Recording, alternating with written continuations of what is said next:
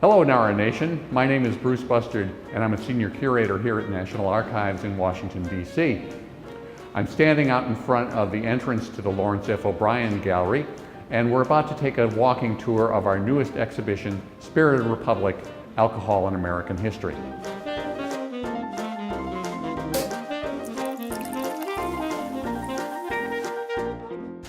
Spirited Republic, Alcohol in American History is about the love-hate relationship that Americans have with alcohol. It's an exhibit that deals with the changing attitudes of the American people about alcohol, and also looks at that through the records of the National Archives and our presidential libraries. We're standing here at the entrance of the exhibition, and when a visitor first comes into the gallery, he or she encounters what we've been calling our Tower of Jugs, and sees the question, how much did we drink? And this represents the amount of alcohol that was consumed by Americans at a particular time in our history. And so, for example, in 1830, we see that Americans consumed the astounding amount of about 7.1 gallons of alcohol per person per year. There are 4 sections in Spirited Republic, and I'm standing in front of the first section, which is entitled Good Creature of God. This section emphasizes some of the positive associations that Americans have had with alcohol and the role of the federal government in some of the early part of American history. This section also contains some beautiful patent drawings and labels. For example, we have an 1864 lithograph that went on the end of a whiskey barrel. The second section of the exhibit is called Demonizing Drink, and that deals with the rise of the temperance and prohibition movement and some of the less positive associations that Americans have made with alcohol through our history. One of the most unique items that we have in the Demonizing Drink section is this 1843 petition that protests the spirit ration in the United States Navy. This petition is over 10 feet long and contains almost 400 signatures. The Sober Nation section of the exhibition deals with the Prohibition era in American history, how the government tried to enforce Prohibition.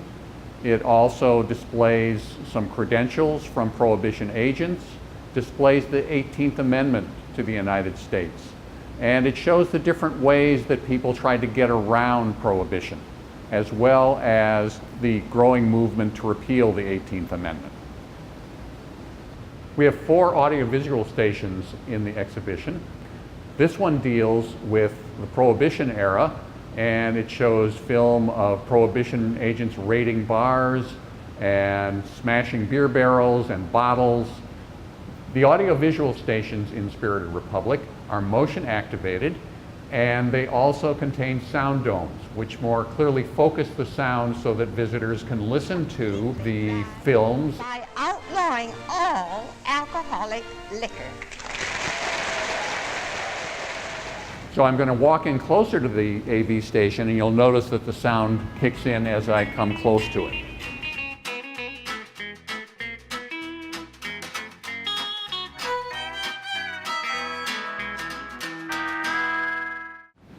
The Conditional Acceptance section of the exhibition deals with more recent developments in the history of alcohol in our country, like how Prohibition ended and how businesses ramped up to meet the new demand for alcohol in post-Prohibition America.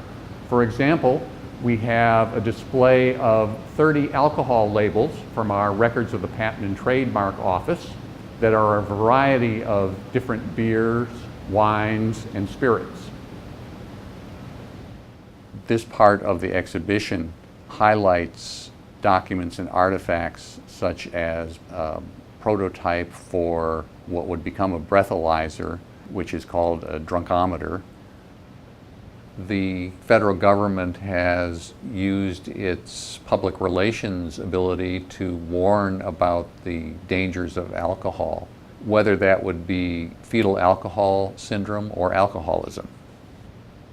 We also have public service announcements warning about the dangers of alcohol abuse and drunken driving. But there's one shack you'll never see, and that's Shack the Drunk Driver. That's because I know drinking and driving don't mix. So if you drink, don't drive. Just before we leave the gallery, we have a display of gifts and other artifacts that have been used by presidents in the more recent period. And we also have a video that emphasizes presidential toasts and the importance that toasting plays in diplomacy. We have several artifacts on display from our presidential libraries. For example, here's a cocktail set that was used by President Franklin Roosevelt when he was governor of New York during Prohibition and also when he was president. We also have on display some gifts that presidents received. For example, a decanter that was given to President Reagan during his trip to Ireland, and also a cask with a Cossack writing on top of it that was given to President Clinton, and the glasses that were used by President Ford and Secretary General Brezhnev as they toasted the Helsinki agreements. Alcohol is, for better or for worse, something that has helped shape the course of American history and has been an important part of our political and social life. Thanks for coming along on this virtual tour of Spirited Republic.